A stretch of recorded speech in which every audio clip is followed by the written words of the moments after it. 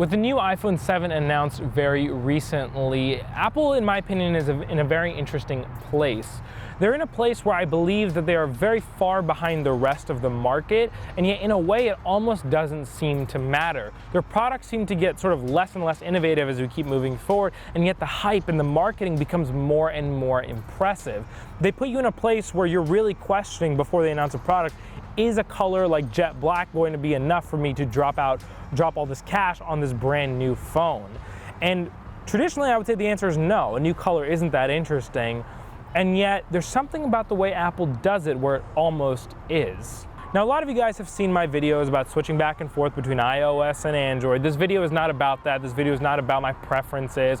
Honestly, while I'm not that pumped about this iPhone, the new iPhone is going to be more than good enough for most people out there who are going to be buying it, the average consumer. It's not going to be a tech enthusiast's dream. However, it will be more than good enough for every single person who is pumped about Apple, who's going to go buy it because it's the new thing, and then not think about it for the rest of the year or 2 years that they do use it.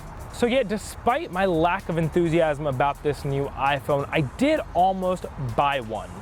And so did almost every single other person here at Techno Buffalo, and here's why. We were watching that live stream, and when that iPhone 7 promo came on with the jet black colors and even the commercials that came out afterwards, whenever I found myself watching one of those commercials released by Apple, I was so pumped about what they were announcing, what they were releasing, that I almost forgot about any of the specs, the price, anything to do with the phone. It was just purely an emotional decision that I was going to make. I was like, I'm ready, I got my wallet ready, I'm gonna go buy this thing right now. It looks that awesome. Same thing applies to the Apple Watch. That being said, it's almost like the less impressive Apple's products get, the more impressive their marketing and hype becomes. Those new promos are insane. If you haven't checked them out, I highly recommend you check them out.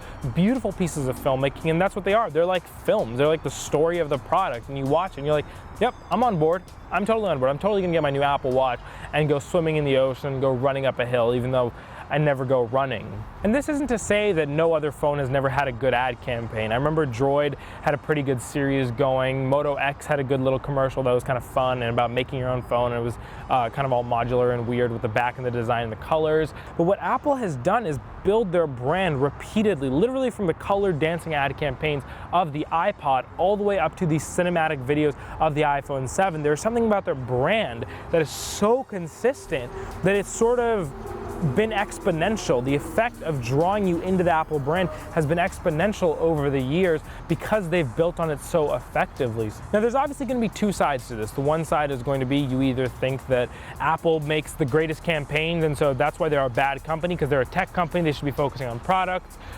Or you're on the other side where you understand that selling and marketing is a part of business and that if this is something they're doing well, that means they're succeeding as a business, so props to them. I kind of see both sides of the argument. I don't really fall on one side. It's just insane to me how strong the effect and the draw is, even on people within the industry, when we know very well how unimpressive the products are, at least on a spec sheet or even in usage nowadays when a lot of other phones are good or even better.